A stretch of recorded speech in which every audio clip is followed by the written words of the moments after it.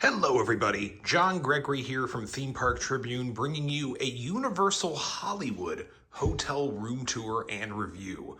This is the El Royale Hotel near Universal Studios, probably the closest you can get to Universal Studios Hollywood without staying at one of the two hotels that are right next to the property, literally in Universal City. I stayed here for 2 nights in May 2025, paid $162 per night after tax through Expedia, and let me give you a look around the room.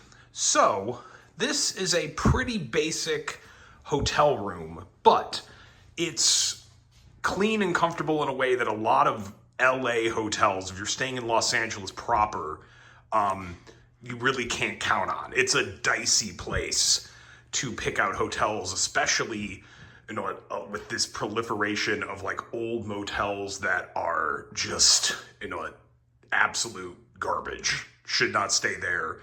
And the El Royale might have not have the nicest look on the outside. In the inside, it's got it where it counts and can save you a lot versus staying at the Hilton and the Sheraton that are right next to Universal. So let me give you a look around the room and then we'll save the bigger thoughts for later.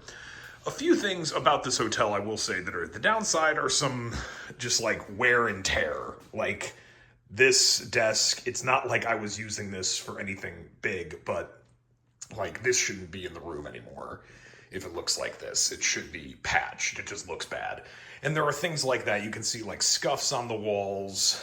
A little bit like this outlet over here is sinking in. They've got to fix those little touches. But the other bigger and more important things, less cosmetic, a lot better overall. The bed here, king size bed for this room, way more comfortable than some of the other beds I've stayed in recently. Even the Disney hotel I stayed in right before this was way better. Kind of a pleasant surprise. So that's one plus. You've got a USB plug in the wall right next to the bed. Same thing over on the other side. So people on both sides of the bed will get their USB, their phones charging nicely. A chair over here by the AC unit, a big TV. It's basically just running like the same kind of Spectrum cable you can get at home. So there's some on-demand options, not too bad. Kind of a little more homey than hotel in that regard. And then over to the right of the door, you have this kind of closet wardrobe with a mini full-size mirror. Next to the mini fridge, microwave, coffee maker, basic stuff. Did not use the coffee maker. I don't really recommend you do that in really any hotel room, but it's there if you need it. In the closet, along with my luggage, there's hangers, there's an ironing board. You can see the ironing board has a burn mark in it, another kind of bit of kind of knocking them for some things that should have been cleaned up. But yeah, there's that basic stuff there. And then the bathroom is surprisingly nice. This kind of like was a nice like, ooh, when I first walked in the room. Still some cosmetic things, like this looks like it's seen better days. And there's still some scuffs on the walls, cosmetic stuff. But then the shower was very pleasant, other than you can probably tell, okay, door over here, not the shower head, faucet, handle, whatever you want to call it, over there. So you're going to have this nasty thing of like you have to reach in, turn it on to hot, and then like you're going to get like a spray of water before you get out of there. It's not the first time I've seen that sort of problem. And no, this side obviously doesn't open. They just do it like that. But once you get in there, it's, a nice little shower experience, good water pressure, steams up nicely, plenty of room, a deep shelf that will store all your stuff that you bring in with the shower with you. And then the rest is a basic bathroom. enough room for one person to get ready. Obviously, it's going to shut off to 2 people, but you know, you're getting a tiny, tiny hotel room in kind of the center of Los Angeles. So that's the room. You can tell, basic, right? And even more basic, my car is like literally steps outside. You just pull right up. There's, you know, a few, like 2 dozen, if that, rooms in this place.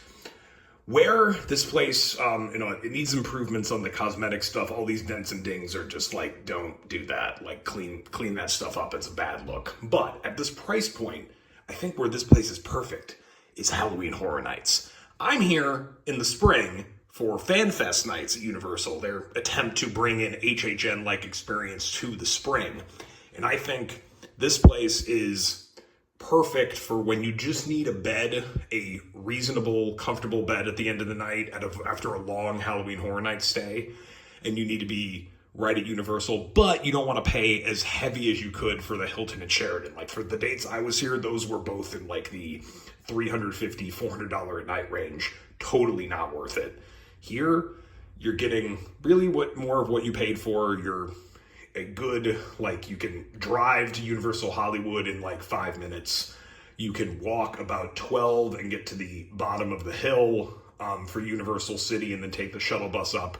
So good for a Halloween Horror Nights stay to be that close, and really way better than any of the other options I've seen up and down Ventura Boulevard around here. You get some of those shady motels that you should absolutely not stay at. Here, might look on the outside like it has some of that shadiness. Inside, they've improved some things. They've left some cosmetic dents and dings that I don't like, but still a comfortable experience overall. And that's really where it goes down to. You need something comfortable for a Universal stay. Don't want to pay for the Hilton and Sheraton. This is the spot I'd recommend. Anyway, that's the review of the hotel, El Royale Hotel near Universal Studios, as they would say it on Expedia and all the other booking sites.